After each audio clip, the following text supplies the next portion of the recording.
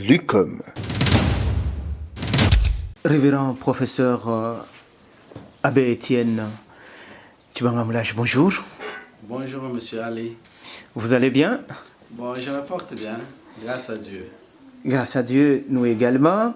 Vous êtes coordinateur des écoles conventionnelles catholiques pour le diocèse de Chilumba. Nous sommes dans la province de Lomami. Il y a peu, vous avez organisé une session de formation des consacrés et prêtres œuvrant dans les différentes écoles de votre juridiction. Comment ça s'est passé? Avant tout, je tiens à saluer vos auditeurs, vos téléspectateurs, vous-même, parce qu'il y a beaucoup de temps, nous ne sommes pas retrouvés. Effectivement, nous avons organisé une session de formation pour les prêtres, les consacrés, religieux et religieuses du diocèse de Chilumba, œuvrant dans les écoles en vue de leur capacitation dans le cadre administratif, dans le cadre juridique et même dans le cadre pastoral.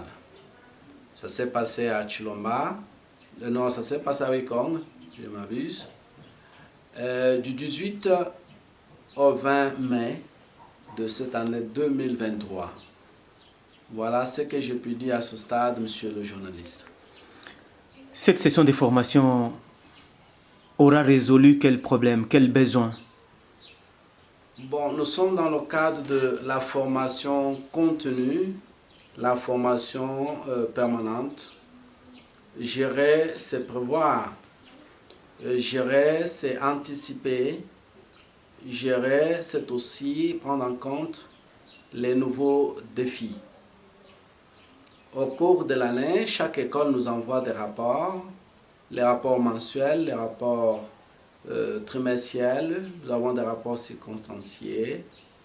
Nous avons estimé bon d'organiser une session afin de résoudre un certain nombre pour une certaine catégorie de nos chefs d'établissement.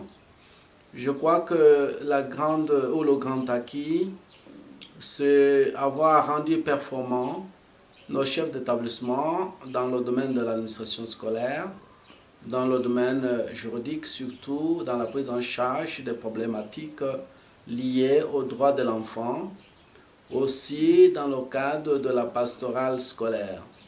Et soyez rassurés que ça a résolu beaucoup de problèmes. Vous avez plus de 200 écoles, vous allez me corriger, à travers l'espace du diocèse, pratiquement. Nous tendons vers la fin de l'année scolaire, d'ici peu, et peut-être c'est déjà pendant les examens que nous sommes. Un petit mot par rapport à la passation de ces épreuves. Bon, je n'ai pas à vous corriger, vous êtes dans le bon. Peut-être tout ce que j'ai pu faire préciser.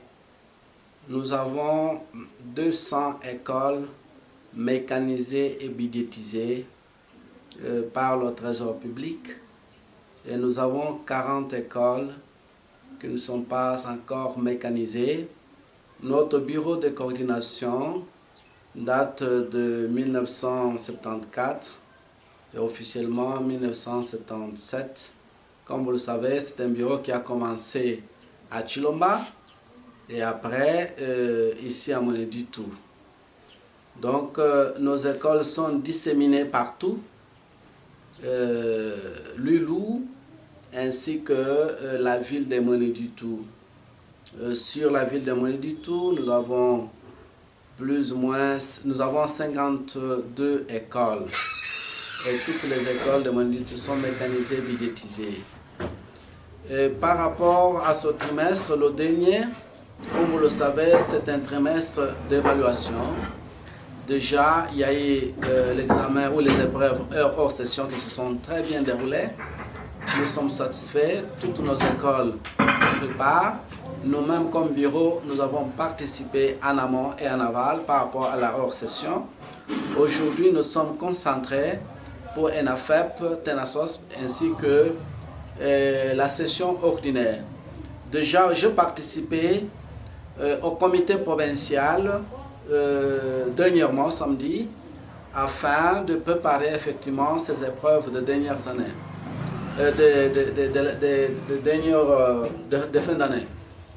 Disons que ce que nous pouvons dire, nous sommes dans la sensibilisation en tant que gestionnaire, sensibiliser les parents, sensibiliser les élèves, sensibiliser nos chefs d'établissement, sensibiliser les intervenants pour que ces épreuves certificatives puissent se dérouler dans les meilleures conditions, éviter les antivaleurs. Et je rebondis, je demande aux parents de ne pas confier les téléphones aux enfants parce que ces téléphones seront confisqués. Je demande à mes chefs d'établissement de ne pas percevoir des frais indus. Sinon, il y aura des sanctions. Il faut se limiter aux frais prévus, recommandés par l'arrêté de M. le gouverneur. Seulement ça, ni plus ni moins. C'est ce que je puis recommander. Et je sais que ça coïncide aussi avec les examens scolaires. Par rapport à ça, on ne peut pas saisir les examens le long de la route, dans des petites bureautiques. Qui fait cela sera sanctionné. Et toujours par rapport aux examens, nous optons pour le mixage, les examens scolaires. Et à ce niveau-là, il faut lutter contre la fraude. La délibération ne doit pas être monnayée. Dernièrement, j'ai écrit une lettre, il y a 3 jours, une circulaire qui encadre la fin de l'année pour nos écoles conventionnelles catholiques. Voilà ce que je puis dire, monsieur le journaliste. Nous rappelons ici que vous êtes professeur d'université. Vous avez défendu votre thèse et vous êtes un diplomate. Là, je vous invite à me corriger avec précision, à m'ajouter si pas. L'actualité dans le monde, en RDC, à Mounéditou, dans la province, c'est quoi? Bon, l'actualité, effectivement, nous ne sommes pas désincarnés, nous vivons dans un monde. Je pense que l'actualité, j'ai eu une fois à faire l'émission avec vous, c'est le conflit, disons, entre la Russie et puis l'Ukraine. L'Ukraine, ouais. Bon, nous considérons que nous sommes là, partis pour l'enlisement du conflit. Nous encourageons les efforts d'abord l'attitude de l'Union africaine, il faut l'encourager, c'est-à-dire une attitude sage, parce qu'il y a beaucoup d'intérêt dans ce conflit, mais nous pouvons considérer que tout conflit, toute guerre finit par le dialogue. Peut-être pour ce moment, il faudra qu'il y ait de puissances tierces qui puissent jouer. Surtout, il faut revitaliser le Conseil de sécurité parce qu'il faut reconnaître, dans le conflit Russie et Ukraine, le Conseil de sécurité a été un peu plus, disons, neutralisé. Maintenant, il faut qu'il y ait un sursaut diplomatique du Conseil de sécurité pour reprendre en main le conflit afin de le résoudre. Donc, il faut reconnaître qu'il faut éviter la conception du diable des anges. Qu'il y aurait un diable, qu'il y aurait un ange dans ce conflit. L'Occident a des intérêts, ça c'est sûr, au niveau de l'Ukraine, au niveau de sa position géostratégique. Autant la Russie aussi a des intérêts. Mais il faudra que la sécurité et la paix internationale soient garanties en appliquant la Charte des Nations Unies. Comment appréciez-vous le bon office de quelques pays, États africains, qui voudraient mettre autour d'une table l'Ukraine et la Russie, si pas le cas, appeler l'une et l'autre à œuvrer ou à prester pour la paix? Oui, moi j'encourage la démarche de l'Afrique du Sud. Avec Cyril Ramaphosa, il faut encourager cette démarche. Mais malheureusement, il y a un problème idéologique. Parfois, quand il y a des conflits, il y a des coins ou des parties du monde qui estiment que les solutions doivent venir de ce camp-là. Que ça vienne de l'Afrique ou de l'Afrique du Sud, parfois on est un peu tout à fait réticent. Mais ça, c'est une concession rétrograde et dépassée. Je pense que l'Afrique du Sud, comme une puissance africaine, il combinait avec le Nigeria, l'Égypte, la Tunisie, pourquoi pas la RDC, je pense qu'il y a moyen de tempérer les ardeurs des uns et des autres. Parce qu'il faut reconnaître, l'Afrique du Sud peut être écoutée par la Russie, peut être écoutée par les États-Unis d'Amérique. Il faut reconnaître le Nigeria, la même chose. Il faut reconnaître que l'Égypte, la même chose. Et donc, il faudra qu'on comprenne cela. Mais ces pays ou ces États que j'ai cités doivent avoir aussi un cutus de l'Union africaine qui doit aussi se réveiller et exécuter sa partition dans la résolution du conflit. Il est vrai que beaucoup de conflits, on les a résolus soit en Occident, ainsi de suite. Peut-être il est temps aussi que l'Afrique contribue à la paix internationale par de bons offices. Donc il n'y a pas un monopole de bons offices. L'Afrique aussi peut proposer de bons offices. Il y a peu, vous parliez de la RDC sur la liste des 4 ou 5 États africains pouvant jouer le rôle de faire ces bons offices. La RDC venait de signer ou de revisiter les clauses de son accord avec la Chine. Un petit commentaire? Oui, bon, d'abord il faut féliciter le gouvernement congolais. Bon, les accords, c'est entre les parties. D'ailleurs, dans chaque accord, il est prévu la possibilité de revisiter. Donc c'est juridique, c'est tout à fait important. Donc lorsque on a signé des accords et on se rend compte qu'on ne se retrouve pas, c'est tout à fait juste de les revoir. Donc, là, chapeau bas au gouvernement congolais qui a eu ce courage-là, et chapeau bas aussi au gouvernement chinois qui a compris qu'effectivement, il faut qu'on puisse être dans gagnant-gagnant. Donc, je pense au bénéfice du peuple congolais si ces accords sont revisités et que le pourcentage soit conséquent au profit du gouvernement congolais. Alors, à ce moment-là, on donnera au gouvernement congolais les moyens de sa politique afin de résoudre certaines questions sociales, certaines questions d'infrastructure, ainsi de suite. On va terminer par notre ville, la ville de Mweneditu. L'actualité, c'est aussi, c'est vrai que le projet de loi est au niveau de la première lecture au Parlement. Les députés vont devoir s'y prêter pour discuter tant soit peu y apporter ce qui manque. La ville de Mweneditu, bref, dans les spéculations jusqu'ici, est en voie de perdre un de ses 2 sièges nationaux. Commentaire. Bon, je ne suis pas tellement indiqué du point de vue technique oui. Pour répondre à cette question, surtout qu'il s'agit des suppositions. Et davantage, je ne suis pas indiqué, je n'ai pas sur moi le projet de loi. Mais je pourrais donner une réponse indicative, non pas seulement pour la ville de Mweneditu, pour une autre circonscription.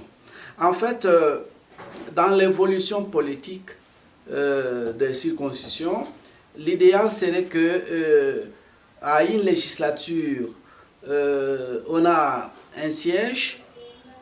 L'évolution positive, c'est qu'on ait 2, ainsi de suite. Il y a la progression.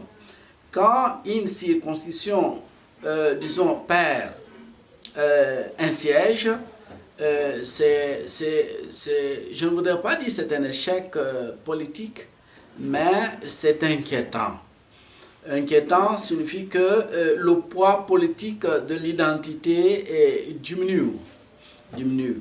Les causes, généralement, je ne dis pas, je parle de Mweneditu, mais je parle en général de toute entité électorale qui perd un siège. Les causes peuvent être naturelles, peut-être il y a eu une catastrophe naturelle, c'est-à-dire il y a eu un tremblement de terre, il y a eu beaucoup de morts, où il y a eu l'exode, il y a eu la guerre, ainsi de suite. Les causes peuvent être des causes politiques. Les causes politiques signifient peut-être les partis politiques n'ont pas investi suffisamment, n'est-ce pas, dans cette entité politique afin d'inciter les électeurs à se faire enrôler. Et ça peut être une possibilité. La cause peut être aussi une cause économique. Peut-être que dans cette entité-là, les gens ont pensé aller ailleurs, soit aller chercher à manger, mais il y a parfois des causes aussi idéologiques. Ce qu'on peut appeler une émigration politique. C'est-à-dire quelqu'un, au lieu de se faire enrôler dans une entité, va s'enrôler ailleurs pour des raisons tout à fait idéologiques. Donc il y a plusieurs causes. Attendons voir si cela peut concerner la ville de Mwenditu, toute proportion bien gardée, mutatis mutandis. Je vais vous garder, monsieur le professeur Étienne Tshibangou, dans le registre politique, dans la possibilité politique ou dans l'analyse, lecture politique. Est-ce qu'il pourrait aussi arriver que une entité soit victime, je ne voudrais pas parler de cabale, mais de complot politique, pourquoi pas, pour que l'on puisse la diminuer, cette entité là-bas, la diminuer tant soit peu dans les concerts des autres entités, ainsi de suite.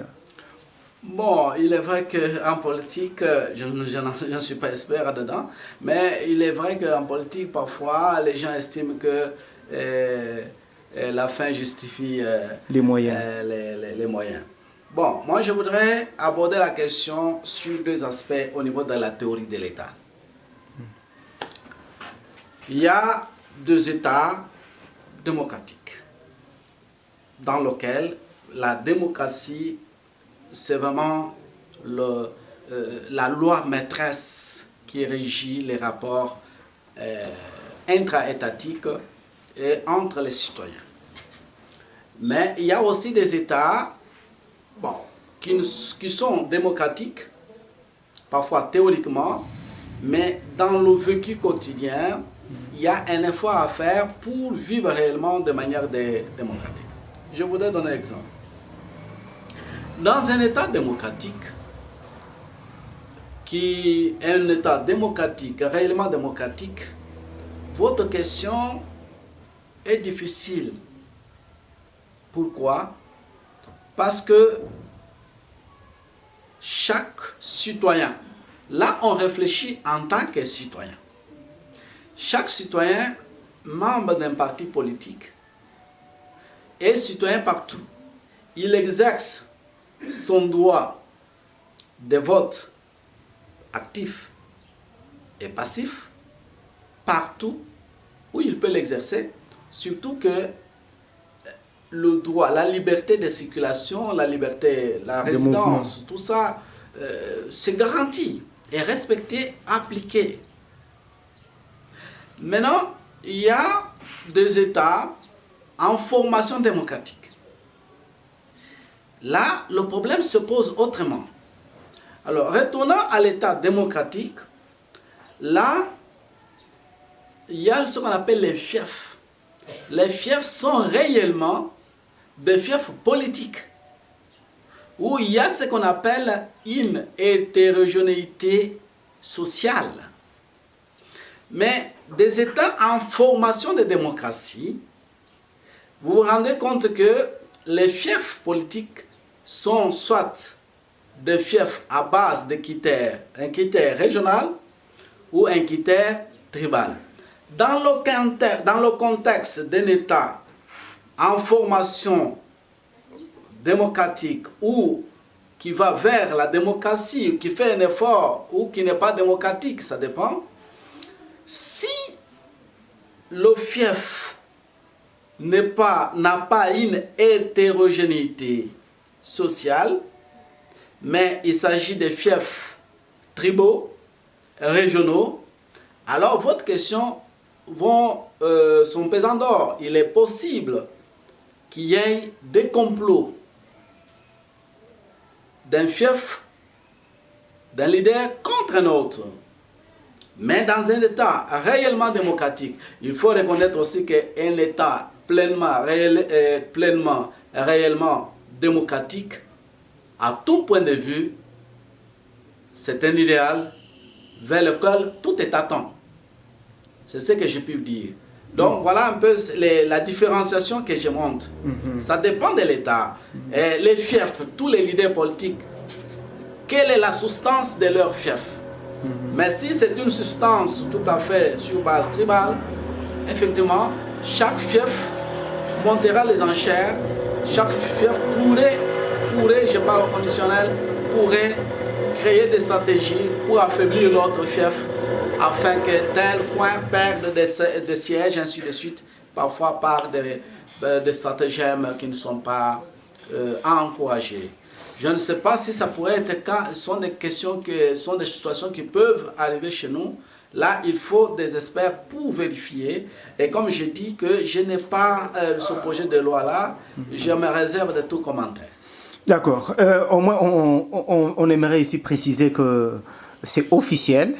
Cet avant-projet du gouvernement est déjà sur la table de l'Assemblée nationale et on est en train d'y travailler. Donc, d'ailleurs, ce lundi, il était prévu une plénière pour critiquer, apporter, si besoin, les amendements à ce projet de loi du gouvernement.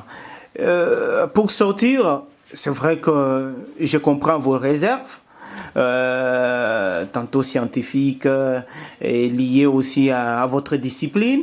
Mais monsieur le professeur Étienne Chibango, est-ce que dans un contexte comme celui-ci, la ville de Mouéditou,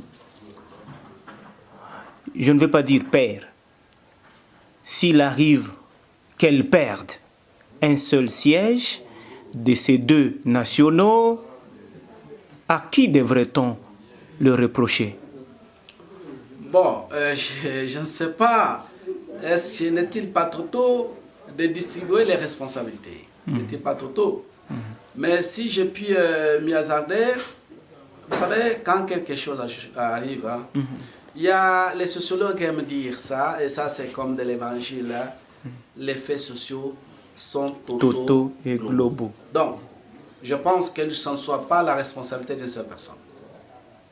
Pour une étude profonde, approfondie, sérieuse, objective, non sentimentale, je pense qu'il faudra considérer que ça pourrait avoir ces complexes comme réponse. La responsabilité, je ne pense pas que ce soit la responsabilité de X ou de Y, peut-être ça pourrait être une responsabilité collective.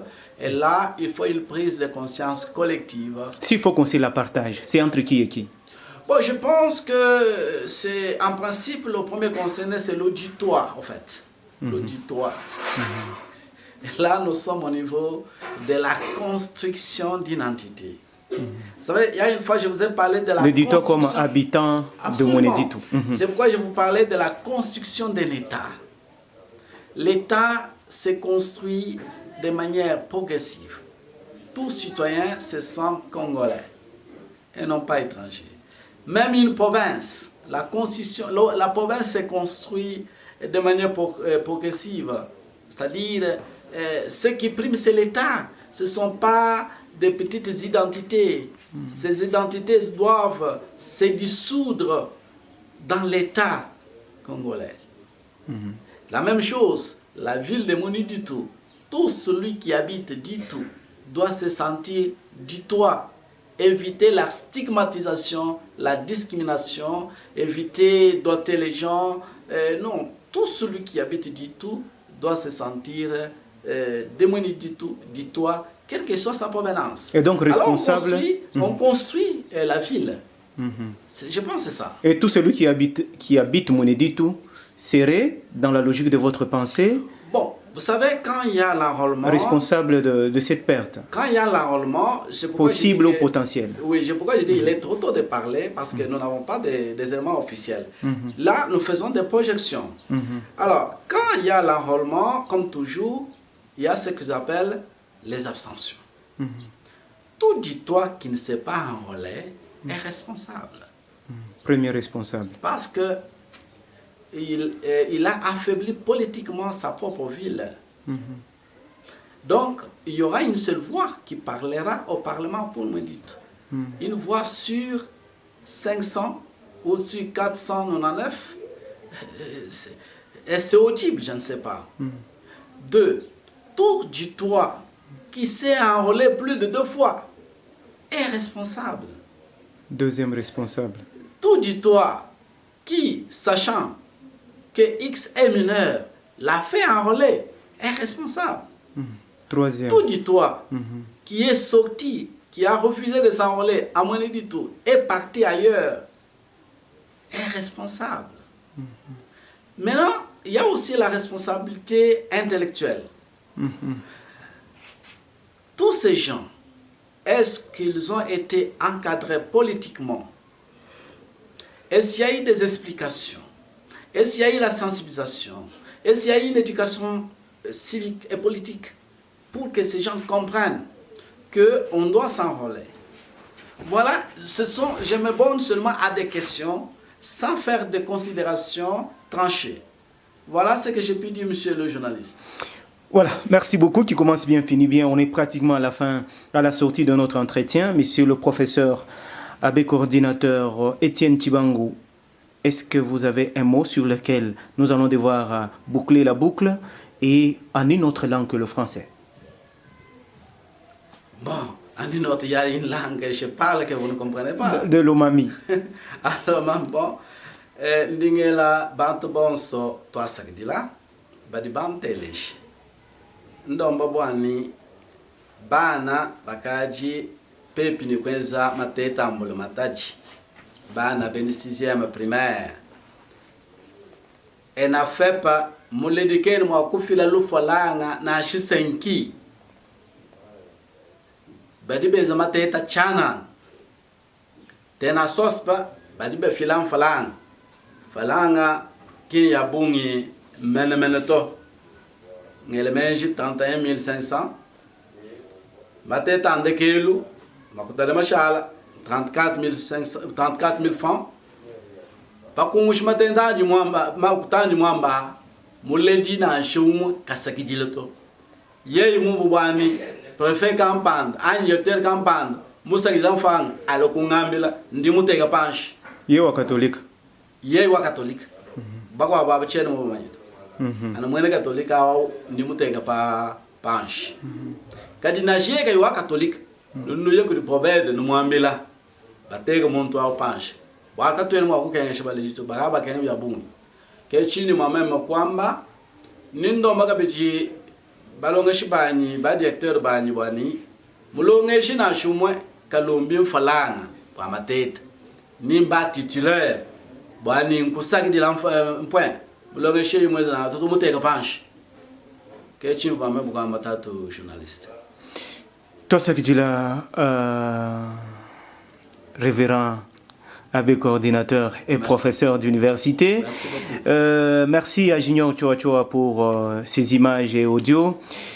Merci à vous qui nous avez écoutés. L'ICOM Média vous dit merci. Auditeurs, téléspectateurs et vous, lecteurs, merci et au revoir. Merci beaucoup. L'ICOM.